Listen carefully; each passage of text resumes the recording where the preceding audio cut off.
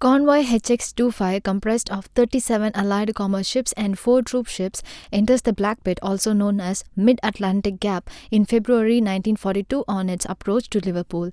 They will be out of reach of any defensive air support for the next 5 days. The USS Keeling DD-548 of the Fletcher-class radio call sign Greyhound, the British Travel-class destroyer HMS James F-80 radio call sign Harry, the Polish Groom-class destroyer ORP Victor H-34 radio call sign Eagle, and the Canadian Flower-class corvette HMCS Dodge K-136 radio call sign Dickey make up the convoy's escort. Despite his seniority and significant naval schooling, Cross on Greyhound is serving as the general commander of the escort ships, and this is his first command in a time of war. 3 days later, Commander Cross listens to the updates on convoys. Messmate Cleveland asks whether Cross had a good sleep last night, and Cross mentions that he never had the gift of sleeping on board.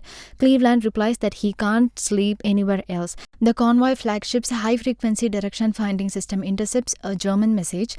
Greyhound then recognizes a surfaced U-boat sailing in the convoy's direction and prepares to launch an attack.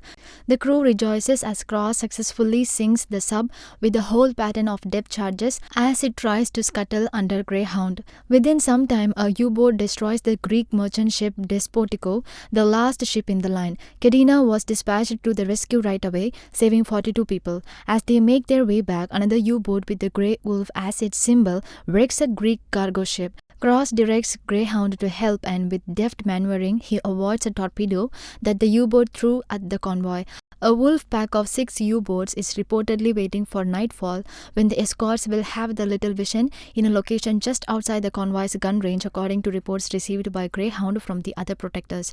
In the middle of that, Greyhound's radar goes down. On Wednesday from 16 to 20 hours, left with 36 hours of air cover, Messmate Cleveland offers another missed meal by Cross. Again, he skips the meal after noticing a distress rocket. While fighting with the U-boat convoy, Greyhound escapes the crash with one of the merchant ships in the nick of time. Soon after, a U-boat attacks the Greyhound and destroys one of the merchant ships, the Vasco, which carries an oil tanker. Using an underwater decoy device called Pill Thrower, the U-boat with the Grey Wolf emblem torpedoes an oil tanker that evening and manages to escape Greyhound by fooling the ship's sensor into squandering depth charges. Before helping the other merchant ships, Krauss decides to save the lives of the oil tanker first. This choice leads to the destruction of a supply ship. The convoy and its escorts are taunted by a member of the U-boat crew known only as Grey Wolf over the radio as the Wolf Pack launches its attack that evening, sinking another merchant ship, Southland, an American supply ship. Focusing on rescuing 28 lives, U-boats attacked the other 3 merchant ships, Corning, Bombaton, and Powell, one after the other. Reports recorded 23 survivors and 210 were confirmed dead. On Thursday morning, with watch hours between 4 a.m. and 8 a.m. and left with 26 hours to air cover, Krauss discovers the following morning that Greyhound now only has 6 depth charges left. Using surface broadside, Greyhound and Dickey combine their attacks to sink one of the U-boats, while Greyhound gets a hit on its port side by the U-boat's deck gun, killing mess attendant George Cleveland and 2 sailors. The close quarters battle causes Dickey to take less damage. Another ship, Kong Gustav, is sunk during the burial service that comes after, and Eagle suffers severe damage before being dropped. Krauss permits the Eagle's crew to leave the vessel. Krauss decides to break the radio silence by sending the Admiralty the word help, despite his concern that doing so could endanger the other defenders. In a response communication, the words expect aircraft and point X-rays are deciphered, indicating that reinforcements have been sent and that their rendezvous site has changed. On Friday afternoon, with watch hours between 8 a.m. and 12 p.m. and left with 3 hours of air cover, Greyhound escapes the torpedoes and destroys 1 U-boat.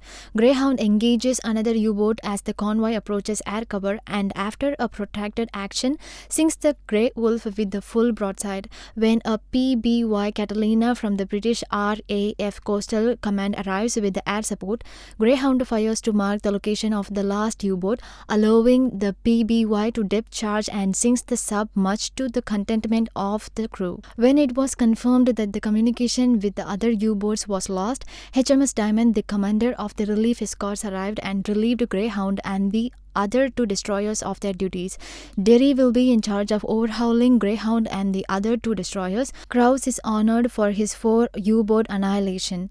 Krause is ultimately permitted to return to his cabin and fall asleep after the Greyhound crew is praised by their troops and the passengers of the convoy ships as they set the new course.